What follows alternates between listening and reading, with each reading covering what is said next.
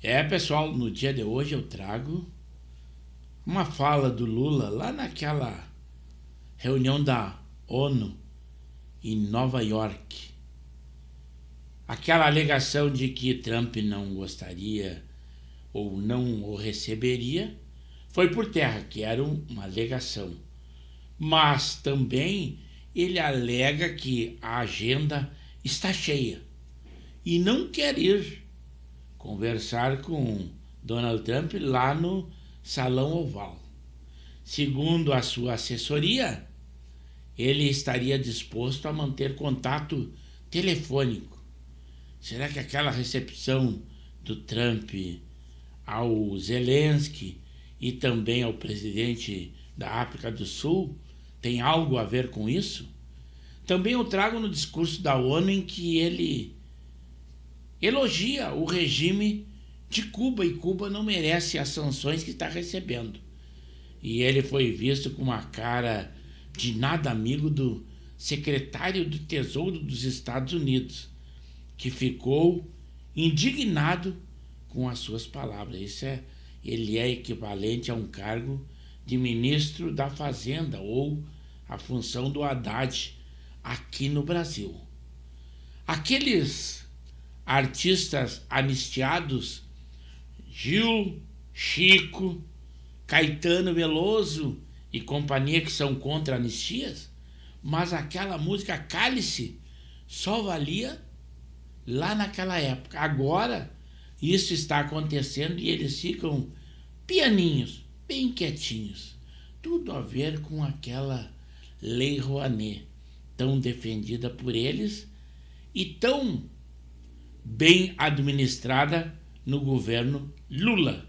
Mas também nós temos a Samantha Cavalca, vereadora lá de Teresina, no Piauí, falando sobre aquele padre, o Júlio Lancelotti, esquerdista que ele é, e é contra a anistia. Olha, e ele apoia o paz e amor como a esquerda, ou como o presidente Lula, mas um comentário dela tem muito fundamento.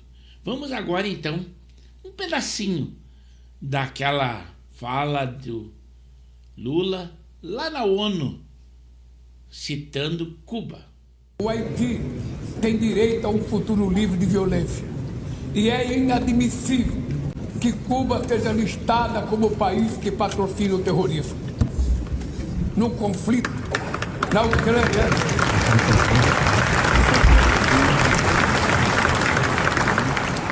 No conflito na Ucrânia, todos já sabemos que não. Mas trouxe também uma notícia daquela comitiva do Brasil a Nova York, isto que ela foi enxuta diante da possibilidade de veto a vistos, e aproximadamente 100 pessoas, mais de 3 milhões numa primeira contagem ou naquela contagem que a gente sabe, pode ser muito mais. O governo está gastando à vontade. Parece que aquela dívida pública que aumenta dia a dia está sendo ignorada por essa gestão. Mas é o Brasil que nós temos. Aí está a informação. A comitiva de servidores públicos que está em Nova York acompanhando o presidente Lula na Assembleia Geral da ONU e nos eventos paralelos soma pelo menos 100 pessoas e já consumiu mais de 3,3 milhões de reais em hospedagem e transporte em Nova York. Esse valor inclui reservas de hotéis e aluguéis de veículos para o deslocamento das autoridades brasileiras. Entre os gastos já registrados estão R$ 826 mil em diárias no hotel Omni Berkshire Place e quase 956 mil no Hyatt Grand Central. Além dos ministros e dirigentes que participam diretamente da Assembleia da ONU, viajam também servidores públicos e empregados de empresas estatais que têm compromissos paralelos, como a Semana do Clima. Mas nem tudo é só trabalho. Integrantes do governo registraram nas redes sociais os passeios turísticos e as atividades pessoais no período da viagem, como corridas no Central Park. O secretário do Meio Ambiente, André Lima, por exemplo, compartilhou uma marca de 10 quilômetros percorridos no parque. O Ministério alegou que a prática ocorreu fora do expediente dele e não gerou custos adicionais. Os dados da comitiva foram levantados pela reportagem a partir de portarias que são publicadas no Diário Oficial da União. Mas o número final de viajantes é maior do que esse, porque alguns nomes ainda não foram divulgados, incluindo do chamado Escalão Avançado, o SCAV, que é responsável por preparar a visita presidencial. Até agora, apenas parte dos servidores recebeu o pagamento das suas diárias, e por isso é impossível calcular o custo total dessa viagem.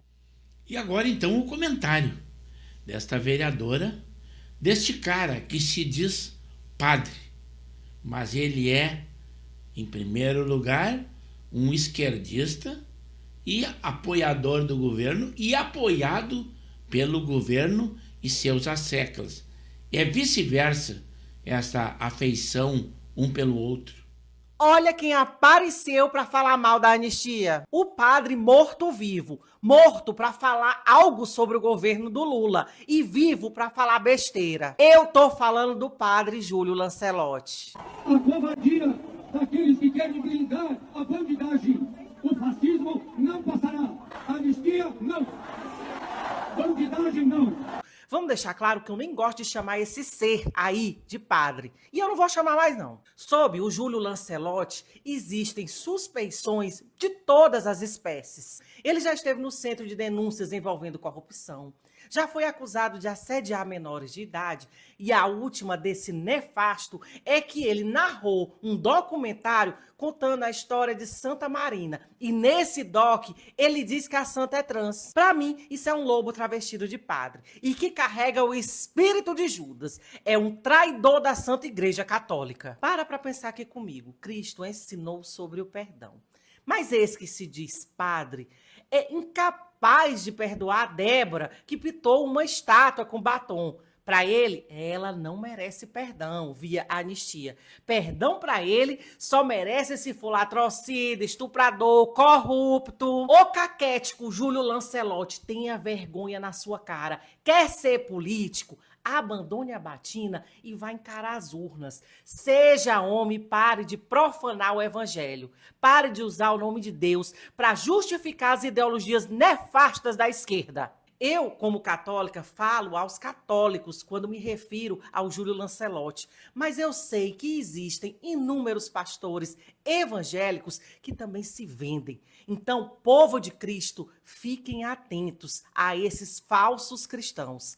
Saiam da influência desses seres satânicos. Tenham um olhar minucioso, porque isso é militância infiltrada dentro das igrejas. Olha, e hoje eu não tô nem aí. Pode chover processo, mas eu não vou me calar diante da ação desses imundos. Alerte a todos e, por favor... E esses vídeos que eu trouxe são a pauta do dia.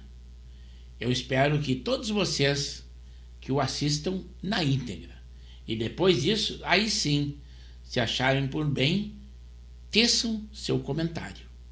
E esse comentário será muito bem-vindo no canal de Pepe Severo no YouTube. Ah, se também gostarem, se inscrevam no canal.